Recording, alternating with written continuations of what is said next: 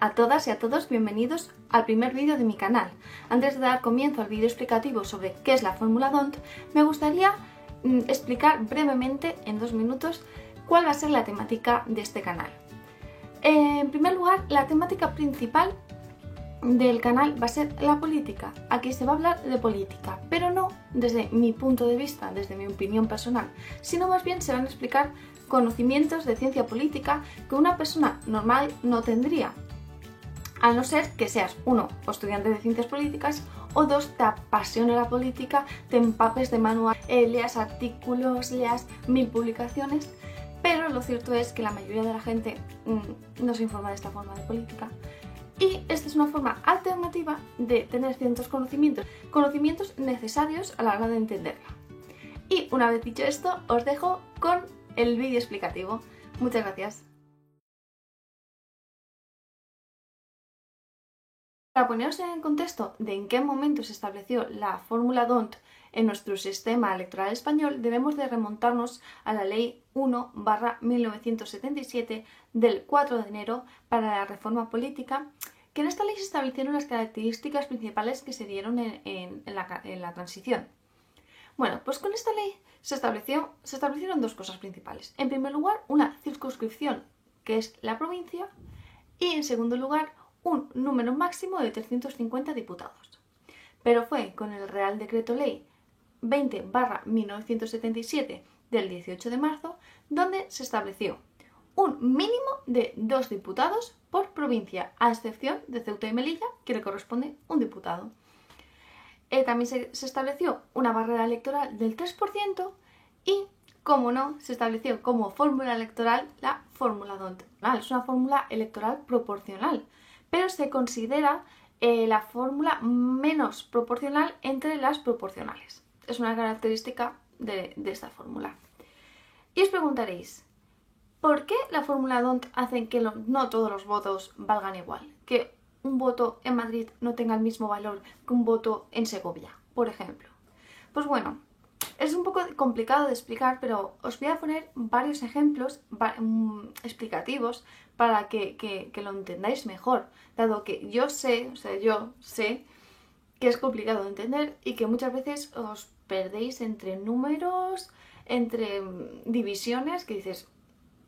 Pero de esta forma he cogido un ejemplo bastante simple, que es el caso de Segovia en las elecciones generales del 2015, o sea, hace nada, el 20 de diciembre, y os lo voy a intentar explicar de la forma más simple posible para que de una vez por todas tengáis claro qué es la fórmula DONT y por qué se considera tan desproporcional.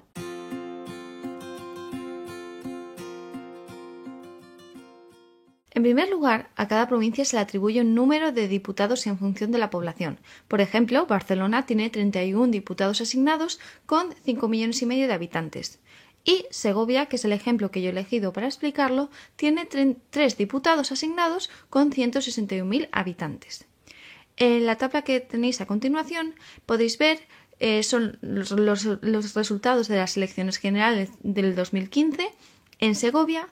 Y como podéis observar, el PP es la fuerza ganadora con 36.130 votos, seguido del PSOE, Ciudadanos, Podemos, Izquierda Unida, UPyD y PACMA. En este momento se deben de eliminar aquellas formaciones políticas que no hayan alcanzado el 3% del total de los votos escrutados. Como podéis observar, tanto UPyD como PACMA no llegan al 3%, que he explicado anteriormente que ese 3% corresponde a la barrera electoral que tenemos en nuestro sistema electoral español. Por lo tanto, UPyD y PACMA quedarían eliminados. De tal forma que nos quedamos con PP, PSOE, Ciudadanos, Podemos e Izquierda Unida. Una vez tenemos aquellas formaciones políticas que han alcanzado y superado el 3%, los votos de cada partido se dividen entre 1, 2, 3, hasta un número igual al de los diputados asignados. En el caso de Segovia, como ya he mencionado, son 3 los diputados asignados. Por lo tanto, los votos de los diferentes partidos se deberán de dividir hasta 3. Una vez ya hemos procedido a dividir los diferentes votos hasta un número total de 3, debemos de escoger aquellas cifras más elevadas, más altas. Por lo tanto, como podéis observar, al PP le corresponden 2 diputados y al PSOE 1. A cada provincia le corresponde un mínimo de 2 diputados, a excepción de Ceuta y Melilla, que le corresponden un diputado. Para los 248 diputados restantes, que son los que faltan hasta alcanzar el número máximo de 350 diputados, se utiliza la cuota de reparto. Esta cuota de reparto se obtiene dividiendo el total de la población de derecho entre 248, que son los diputados a dividir. De tal forma, obtendremos una división, un reparto de los diputados entre las diferentes provincias. Una vez sabemos cómo funciona la fórmula D'Hondt, debemos de analizar sus pros y sus contras. En un primer momento, el punto favorable de la fórmula D'Hondt es que favorece a la gobernabilidad. Es decir, un partido llega al poder, al gobierno, sin necesidad de hacer grandes pactos con otros partidos. Esto es un punto a favor. En contra. Entre los principales problemas que plantea la fórmula D'Hondt encontramos que las provincias más pequeñas están sobrerepresentadas, de tal forma que las provincias más pobladas, que representan el 38% del censo, eligen solo al 30% de los diputados. Sin embargo, los verdaderos agraciados por el sistema son los partidos grandes, que se presentan a nivel nacional. Por ejemplo, hasta ahora han sido PP y PSOE.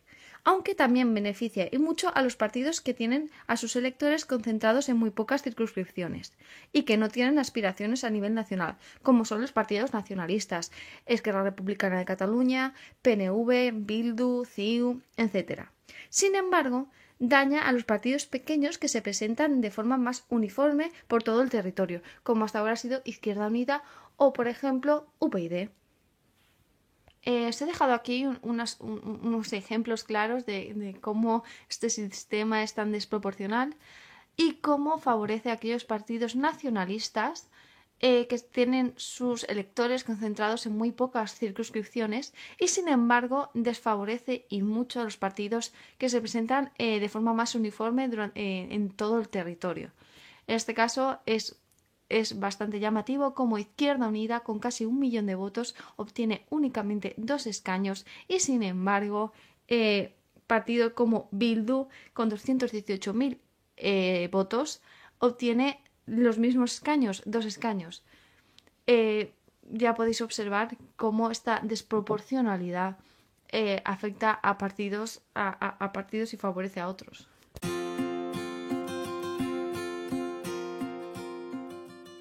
Una vez tenemos claro en qué consiste la fórmula D'Hondt y cómo se aplica, debemos de analizar, y ya para concluir el vídeo, cómo se puede modificar esta fórmula, porque cómo podemos pasar de una fórmula a una fórmula más proporcional.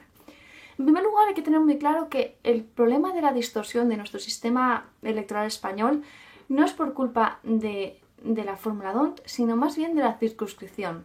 Es la circunscripción provincial la que distorsiona el resultado final de unas elecciones, dado que hace que unos votos tengan, en función de qué provincia, tengan más valor que otros. Entonces tenemos que tener muy claro que lo que hay que cambiar no es...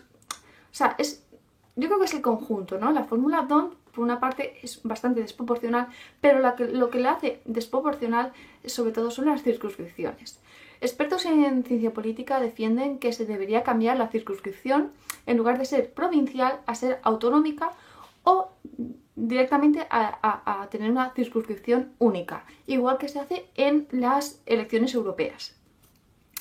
Esta crítica a la circunscripción provincial, a la fórmula D'Hondt, ha sido un constante en partidos como Izquierda Unida, que se ha visto muy desfavorecido siempre se ha visto bastante desfavorecido por culpa de la fórmula D'Hondt, pero ahora con la llegada de nuevos partidos como Podemos y Ciudadanos también se han sumado a esta crítica a la circunscripción provincial y entre sus programas electorales encontramos el cambio de la circunscripción provincial. Por una parte, Podemos defiende que se aplique el hecho de una persona, un voto, este principio, Y por otra parte, Ciudadanos defiende un sistema, un modelo alemán de 2 votos.